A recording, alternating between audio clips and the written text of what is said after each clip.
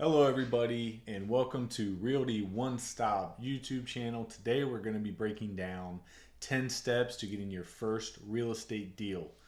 So when I define real estate investments or deals, I personally am referring to rental property mainly because there's other types of real estate, income producing assets, but for me, if you're not investing in long-term wealth generation, it's more of a business and an income driver than an investment. So like wholesaling or flipping, or other types of short-term income growth is for me going to be defined as a business or a job versus an investment. So when I'm talking about finding your first deal, I'm strictly referring to how to find rental properties or invest in rental properties for long-term returns and wealth generation. So step number one, you need to get your personal finances in order. I know I've talked about this in other videos, but to me, this is the most important foundational step because without this, you can't do anything else.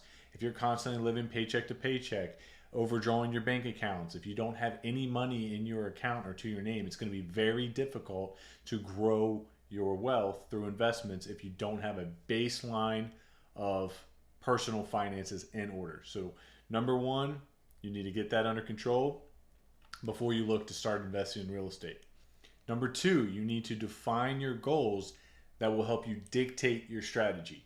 What I mean by that is, are you looking to cash flow $300 a month, $500 a month, $1,000 a month? Are you looking for a certain percentage of return on your investment?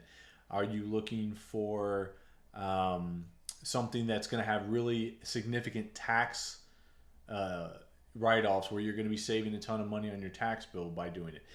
Those certain specific things that you're going to set in your goal are going to help you dictate what type of real estate asset, what type of strategy should you be following, because they're all a little bit different, and this is going to be on a very specific situation by person by situation. So without knowing your exact situation, I can't really tell you what the best type of strategy or best type of asset class, but that's something that you need to determine before you go out and try to find your first or your next deal. Number three, you need to define your strategy. And what I mean by that is what assets do you have that are going to accelerate or leverage your strategy? So let me give you a personal example. I started buying real estate about 6 years ago, as far as rental properties go, and the only real leverage or significant advantage I had was that I was a police officer. I worked in a small town.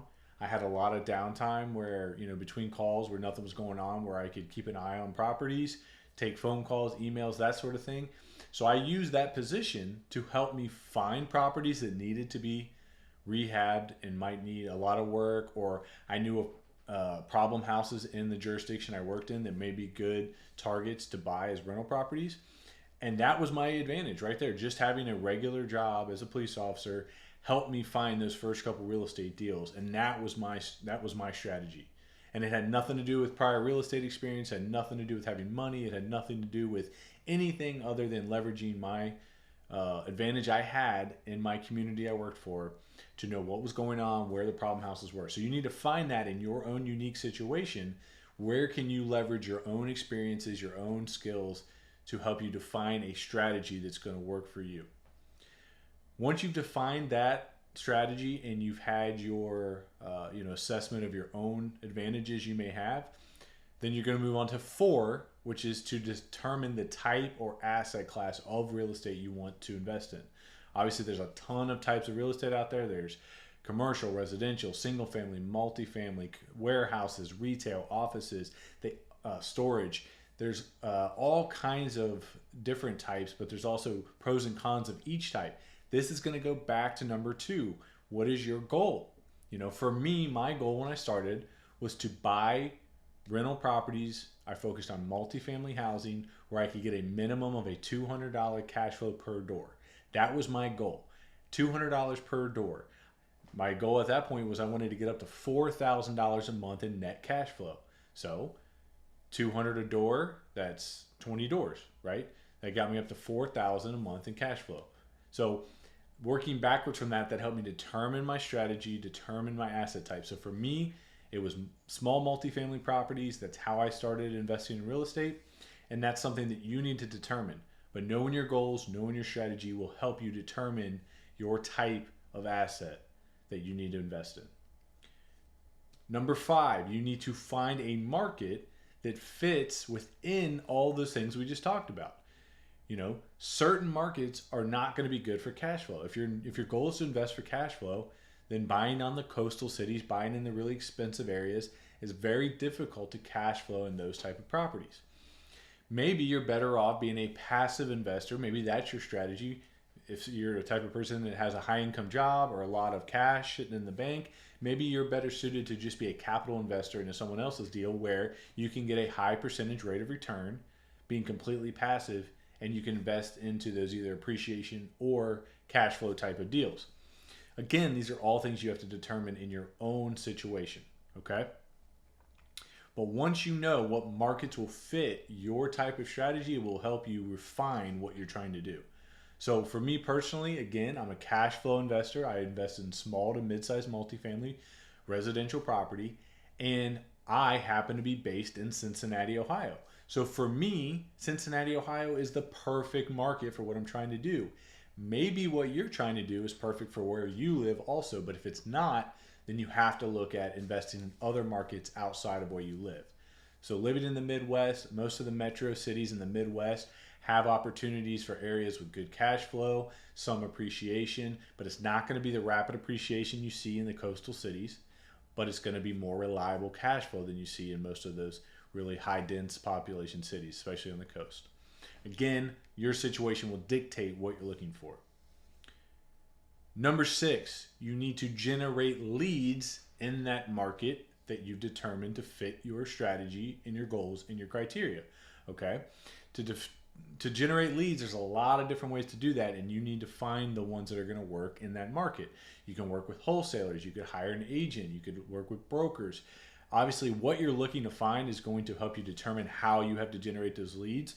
You could do direct mail, you could do cold calling. There's literally dozens of ways to generate leads in real estate. But it's going to be dictated by your market, your asset class, your strategy, and your goals. Okay? Now, once you have found ways to generate leads, you need to set very specific criteria that works for you. Okay? For example, what I do, like I mentioned before, I look for a minimum of $200 per door net cash flow. Okay? I also look for properties that meet the minimum of the 1% rule. The 1% rule, if you're unfamiliar, is a property that 1 month's rent is equal to 1% or more of the purchase price. Okay, so if you buy a $100,000 house, it better rent for $1,000 a month or more. I take it a little bit further than that, and I say I want it at a 1% rent ratio of my all-in cost. So let's say that same $100,000 house is a purchase price of $75,000, and then I have to put $25,000 into renovations. Well, now I'm all in for $100,000. If I can rent it for $1,000, that meets the 1% rule. But if it rents for $1,000 and I buy it for $100,000, and then I have to put $20,000 into it, now all of a sudden it doesn't meet the 1% rule unless I can raise the market rent up to $1,200 per month. So that's a good rule of thumb. That's something I use to quickly analyze deals I look at. If it doesn't meet the 1% rule, I can almost guarantee you it's not going to hit my cash flow metrics to meet my goals. So those are things you need to get very specific. You should know what neighborhoods you're interested in. You should know what cash flow numbers or ROI you're looking for on an asset. And you need to know that like the back of your hand so you can make decisions quickly, which we'll talk about here in a second. Number 8, you need to underwrite as many of those leads you generate as humanly possible to help you determine what a good deal looks like. So once you determine your criteria, you should be underwriting deals based on that criteria, and maybe that helps you have to shift your criteria a little bit. Maybe you realize like, hey, I want $500 a door in cash flow. Well, that's really not realistic in my market I'm looking at, or maybe it's not realistic anywhere. Or maybe if you want to be in the really nice A, B, C type of neighborhoods, you're not going to be able to expect $400 or $500 a door in cash flow. So underwriting your deals is going to help you learn what the realities of the market are, what type of deals and what type of asset properties are out there. And it's also going to help you refine your criteria so it's obtainable, realistic, and again, meet your goals, your strategy, and your market strength. Number 9, this is probably one of the most important things you could possibly do when you're looking for your first or your next real estate deal, and that is developing your team. Okay, your team is going to be made up of a lot of different people, and some of these roles may be something that you do, but they're very important to have. Whether it's you or somebody else doing them, you have to have a very good person in these roles if you want to be successful. So to develop your team, you're going to need to find a good real estate agent unless you're doing wholesaling or direct marketing. If you're looking at the larger multifamily or commercial properties, you're going to need to network with brokers. Brokers typically control the market when it comes to like 20 plus units. Okay, so if you're not on all the brokers' email list, call list, text list, and you're not seeing those deals, you're not going to have access to them. And if that's what you're trying to do, you have to build relationships with these brokers. Wholesalers, if you're looking for, maybe distressed single families or small multifamilies, wholesalers may be a good option. If you get on the list of a bunch of wholesalers and they're sending you legitimate deals, that may be the best way for you to lead generate in that market you're in. You also need to build a relationship with contractors. Unless you're going to do all the work yourself, you need to have contractors that you can either hire, subcontract to, or you need to hire general contractors or project managers to handle your renovations.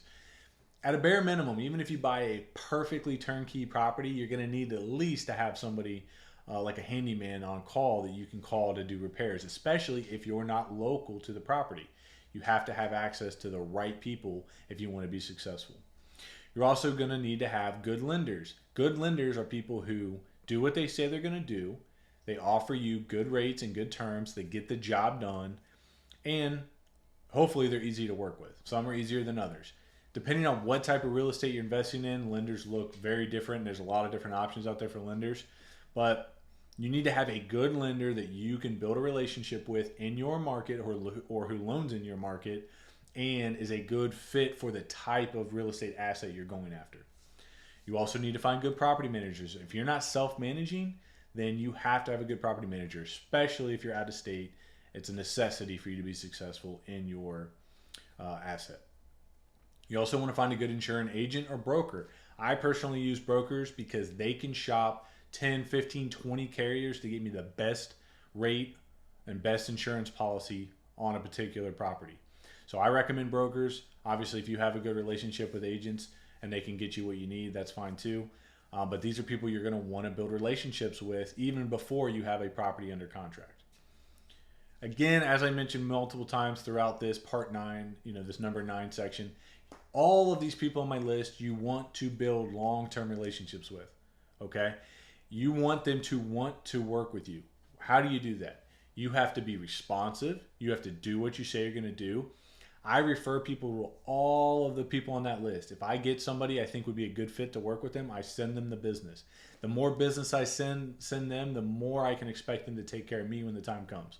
Okay? It's all a symbiotic relationship. If you're good to them, they should be good to you. And if they're not good to you, then you need to find somebody else. Now, in my personal experience, as I build out my own real estate portfolio and my own businesses, I became an agent 6 years ago. So now I buy and sell all of my own real estate. So I don't need to have an agent necessarily to represent me. Now I do obviously work with agents all the time and they help me find good deals and we network. I send them deals, I send them clients, vice versa. We do deals together. But I'm just saying you can be your own agent if you're working in an area that you're licensed. So that's fine. I also build out my own construction company. So I don't really hire contractors or sub out a whole lot. I do if it's a necessity for a specific type of skill set that we don't do in-house. But I built out my own company. I hired my own full-time employees. I pay them hourly. And that's how I personally do all of my rehabs on my properties. So again, there's other ways to do this. You don't have to rely on other people. But as you scale up, the more you scale up, the more you're going to have to leverage other people. So build your team now. Find the best people in your market. And Again, your success is heavily reliant on their abilities. All right, number 10, our last one on the list today. When you find a good deal, when you find a deal that meets your criteria, it hits the numbers, it makes your goals, it works with your strategy, you need to move quickly. That's why when I talked about underwriting as many deals as possible, you need to know what a good deal is. I can have somebody send me a deal, and within 5 minutes, I know if I'm interested in pursuing an offer, viewing the property, or writing a contract, or at least doing further due diligence to confirm what I suspect. Okay? What I mean by that is you should know right off the top of your head, is this a good deal, a bad deal, a good neighborhood, a bad neighborhood? Am I interested in this property or not? Because when you're working with agents in particular, if you're not dead serious, very specific, and moving quickly and decisively, agents are not going to want to work with you. This goes back to what I just said. Make people in your team want to work with you. You know, agents have a lot of clients out there in a lot of cases, and if you're not the one pulling the trigger and doing what you say to do, they're going to send that deal to the next client who will. So you want to set yourself apart. You want to be the professional and make others want to work with you. And to do that, you have to move quickly, move decisively, know your numbers, know what a good deal looks like, and pull the trigger when it comes along. Now, part 2 of number 10 here. Once you have the deal under contract and you close it, congratulations. You need to learn how to manage it effectively, whether that's you personally, an employee, or a property management company. And then if you're not directly managing it, self-managing it, you need to manage your manager, okay? You need to take time after you close a property and get it stabilized and up and running. Take time to reflect and go through that process and determine, what did I do right? What did I do wrong? What can I learn from? How can I get better?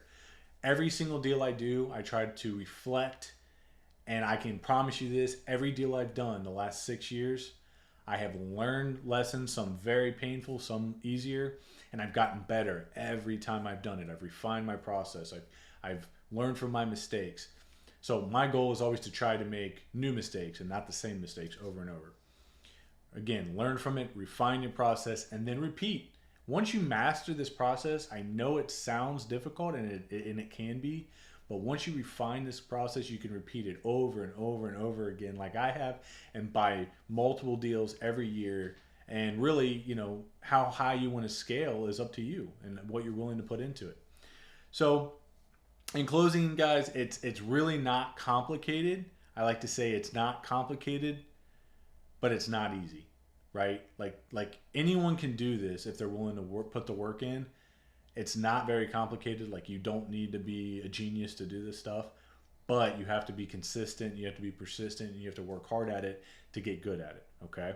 Not complicated, but it's not easy. All right. If you guys have enjoyed this video, please subscribe, leave me a like. If you have any questions about the things I talked about, please leave me a comment. I'm happy to make a video response directly to your questions or comments. If you guys have any other questions and you want to chat one-on-one, feel free to reach out to me. I'm happy to have those conversations offline as well. Again, this is the Realty One Stop channel. Thank you so much for watching, and we'll see you next time.